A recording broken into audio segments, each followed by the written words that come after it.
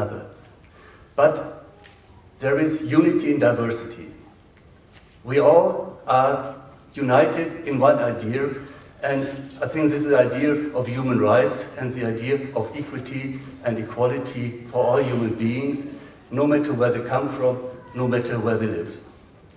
And I think that in this spirit, we will have very fruitful discussions. And once again, I want to thank Dr. Ashok Patil and his team to give us the opportunity to learn from each other, and of course, to meet new friends and to work on the network of rural health all over the world. Thank you very much.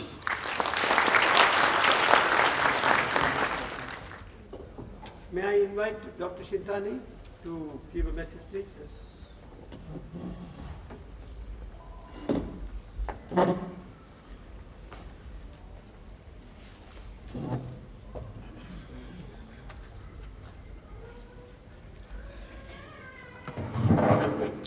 I am Dr.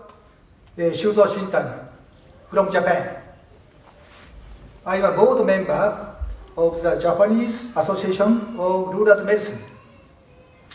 First of all, on behalf of the association of my country, I'd like to extend my sincere congratulations for holding the 80th Congress of IARM in Goa today. We have now 24 delegates from Japan in this Congress. The Japanese Association of Rural Medicine was established 16 years ago by Dr. Wakatsuki and his colleagues. And now, our association consists of 4,510 physicians and researchers involved in rural health and medicine. I'm afraid that recently the substantial works for the field of rural health and medicine seems to be carried out in a few countries. I hope that IARM will encourage and support such works in each country and build a worldwide network for colleagues involved in works of rural health and medicine.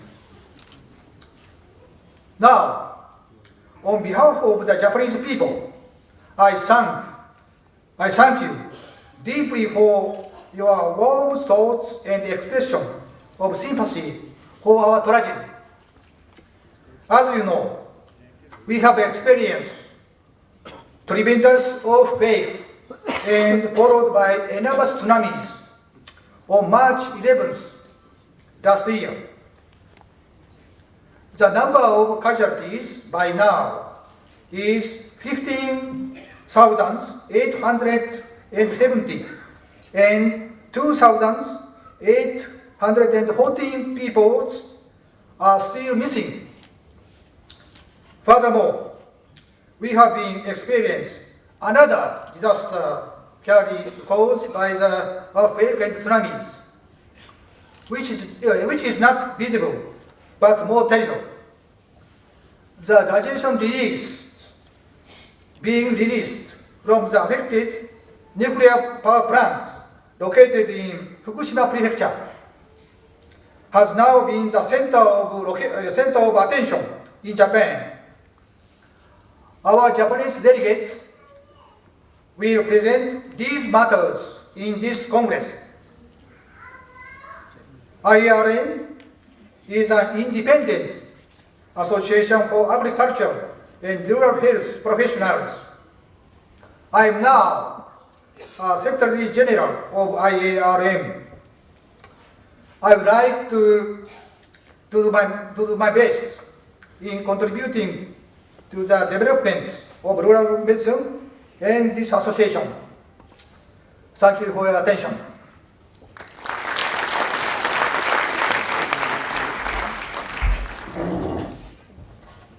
I'd like to invite His Excellency Dr. Kalam to declare this meeting open and also deliver his keynote.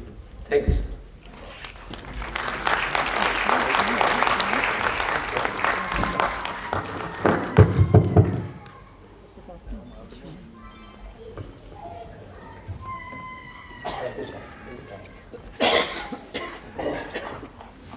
Friends, good morning to all of you. First of all, I would like to greet Mrs. Rajani Thakur. She gave a beautiful recitation on revered teacher. I liked the whole, in the morning it was very refreshing. When she said, bestow on me the righteousness to describe the attributes of the Lord, I felt very good. So each one of you feel like that. Now friends, I would like to greet Professor Mew Ho Kim, my friend Dr. Ashok Patil, Professor Han Joachim and Hanik, and Dr. Shuso Sindani, Mr. Ramakant Kalab, Mrs. Nandini Charles, delegates from many parts of the world and also our country, and specialist doctor, distinguished guests, my greetings to all of you. Friends, sustainable development, I am delighted to inaugurate such a very important conference, 18th International Congress of Rural Health and Medicine, organized by the Pravara Institute of Medical Sciences, deemed University Loni, in association with the International Association of Rural Health and Medicine, Japan, Association of Agriculture Medicine Rural Health in India, International Arbitration Center, Goa, Government of Goa, Goa University, Goa Medical College. So my greetings to the organizers, participants and distinguished guests.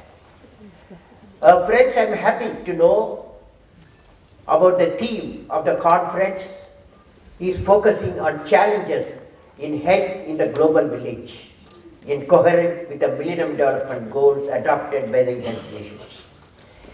So I would like to share a few thoughts based on my experience and many people's experience. The topic I have selected is Sustainable Development System for realizing Millennium Development Goals. That's the topic for next 15-20 minutes I'll be talking.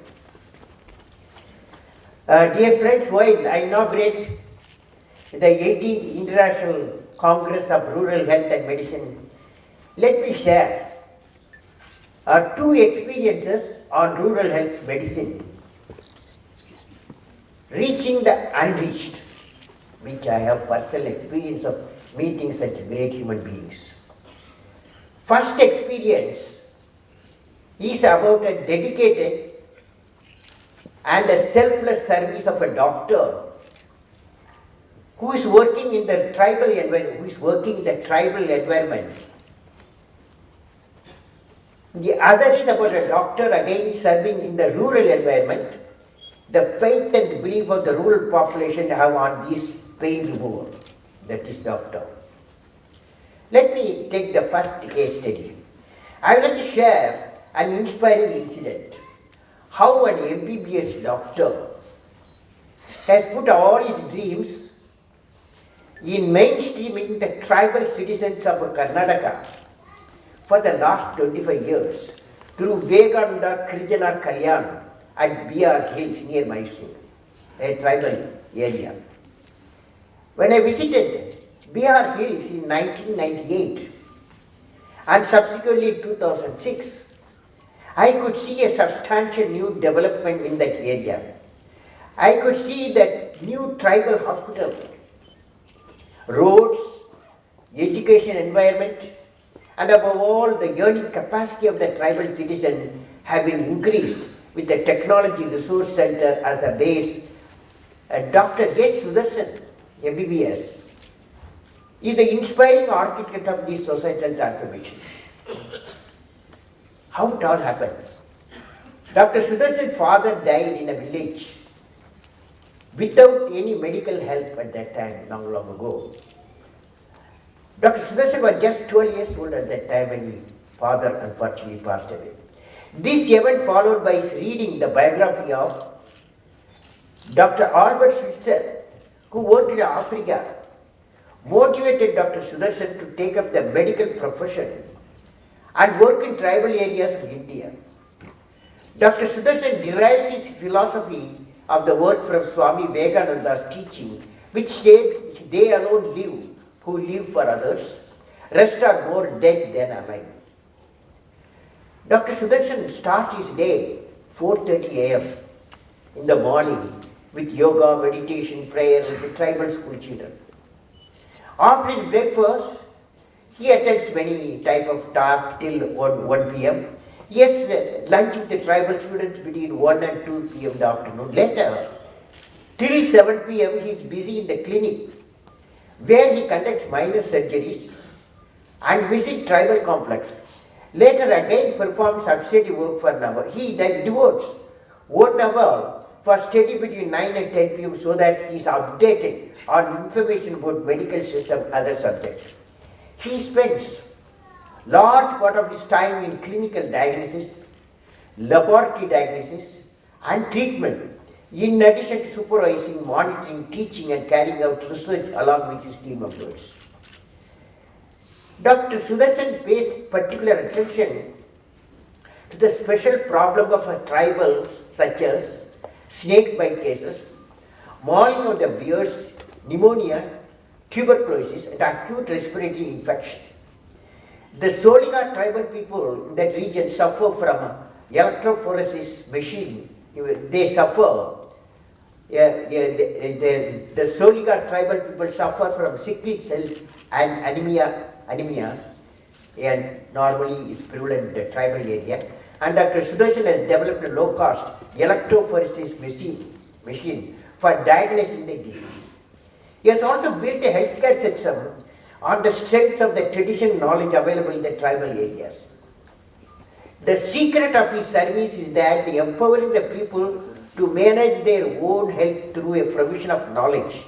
He has trained tribal girls as an auxiliary nurse and midwife and posted them in the tribal sub-centers.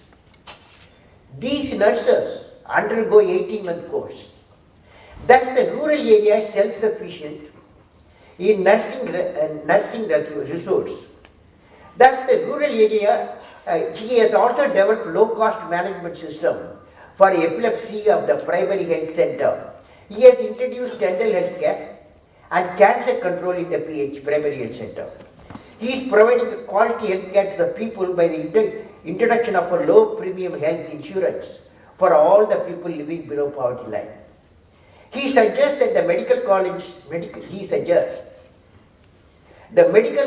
should teach their students to develop sensitivity to the suffering of the patients.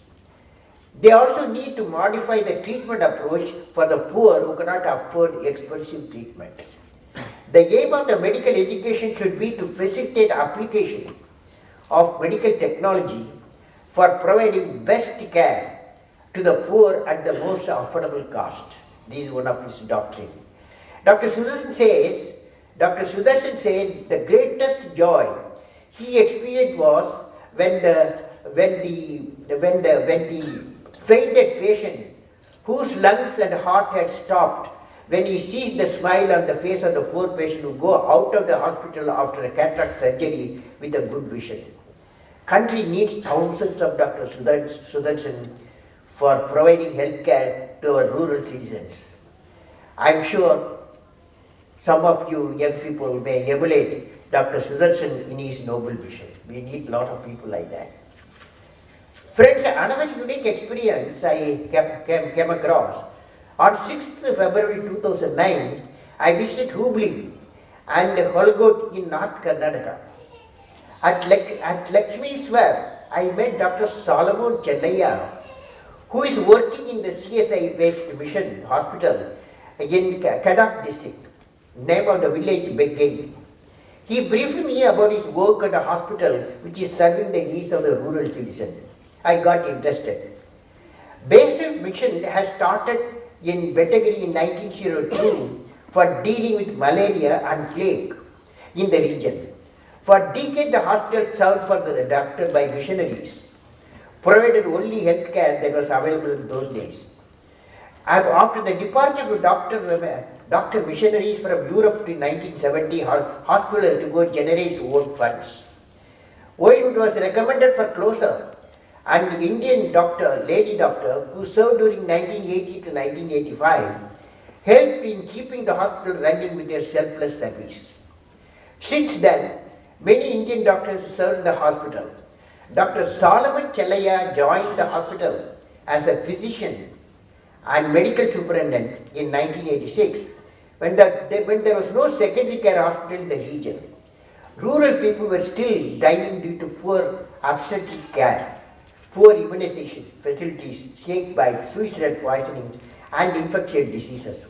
This is the time the doctors, under the leadership by the Dr. Solomon, decided to upgrade this hospital as a secondary hospital with a good intensive care unit, with ventilator facility, inpatient facilities with both general and private wards, X-ray unit, hemodialysis unit, neonatal unit, and modernization of laboratory, pharmacy and operation theatre with facility for basic minimal invasive surgery were realized in phased manner over the years. When I visited the hospital on 6th February in this village, small village at Hubli, when I visited the hospital on 6th February 2009 at 7 p.m. in the night, I saw a huge crowds waiting there. Most of them were patients waiting to see the Dr. Solomon. I was told that around 250 patients are attended on a typical day.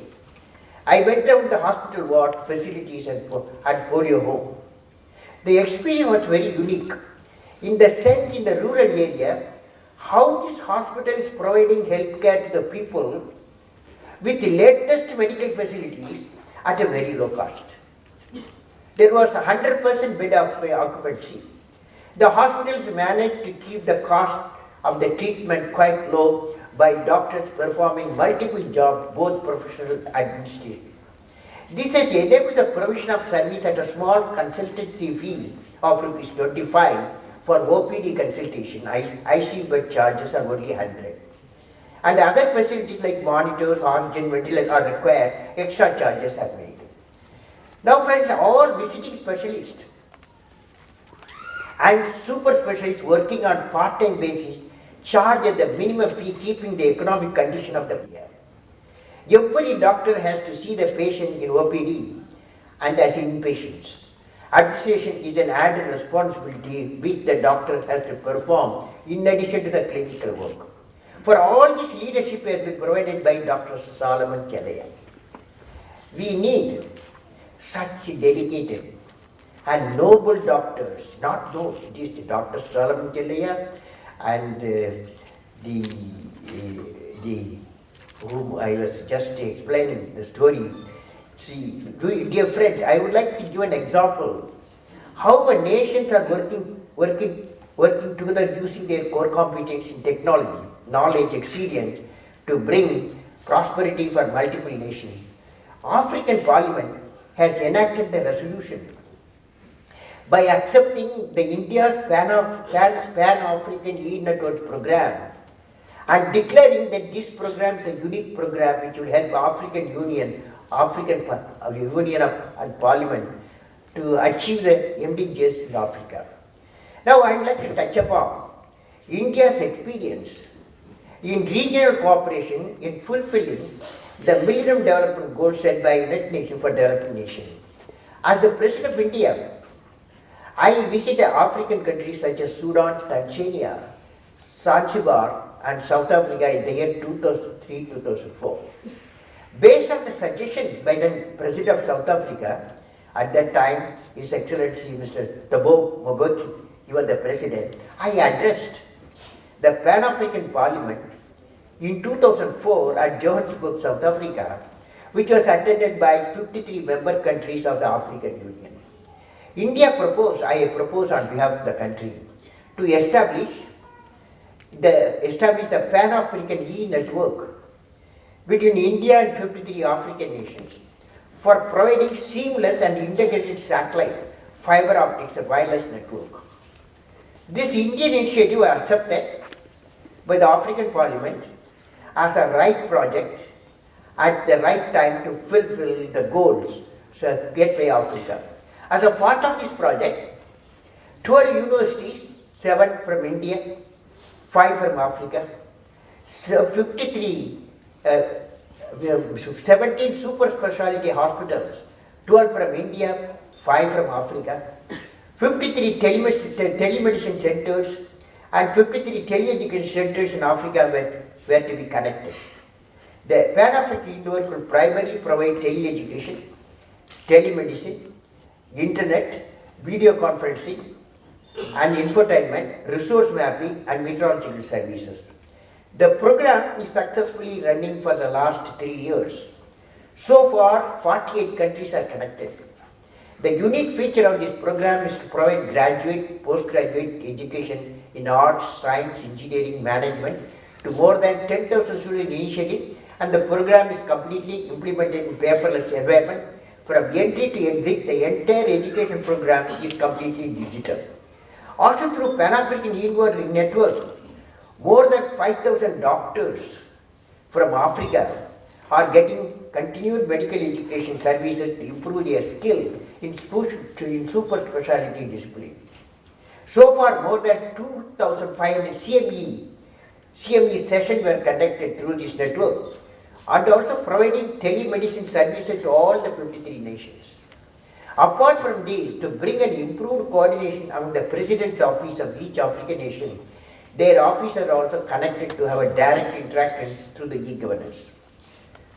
Pan-African e-network is an example of an international social responsibility emanating from the regional cooperation and act as an enabler for realizing the Millennium Development Goals of Africa set by the United Nations. This program will have a cascading effect on the socio-economic development of many developing nations and their societies. Global communities may like to facilitate execution of such international social responsibility program which will enrich the regional development. Now friends, let me discuss about what India has taken to realize the GDP growth, peace and prosperity for the billion plus people in India. The core empowerment of the prosperity of 1 billion people is the connectivity and partnership between governmental and multiple institutions in the public and private domains. The fast-growing telecom economy and the infrastructure have to be the primarily contributor toward this. The technology partnership for the collaborative growth and economic prosperity is facilitated by free flow of knowledge and information in a seamless manner, cutting across levels and boundaries, embracing all walks of life in the 3 sectors of the economy such as agriculture, manufacturing and services. The communication must be possible from everywhere to anywhere, anytime. The interconnectivity between these 3 sectors of the economy can be brought about by a special grid, which is a knowledge grid, the rural, that is 7,000 pura for the whole country, rural grid, health grid. The system of a grid will bring prosperity for 700 million people in the rural areas, 300 million plus people in the urban area. In the process, it will aim to uplift the quality of lives of 220 million people out of 1 billion plus people. Now, in the societal grid consists of first knowledge grid, the next one healthcare grid, interconnecting the healthcare institution of government, corporate and super specialty hospital, research institution, education institution, ultimately pharma R&D centers, including primary health centers. India has connected around 400 remote locations so far with more than 50 super specialty hospitals and provides telemedicine connectivity. We need many public-private partnership models to empower the rural India by outreaching the healthcare services to unreached. Also, we should bring more health tourism services. Now, the next grid, third grid is called e-governance grid. The next one is called Pura knowledge grid.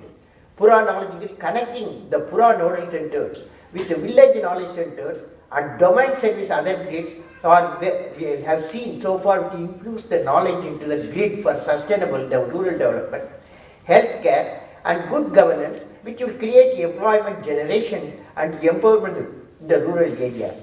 The number of Pura providing urban amenities rural area for the whole India is estimated to be 7,000, covering 600,000 villages where 750 million people live. Now, the government of India is already moving ahead with the implementation of Pura on the national scale across several districts of India.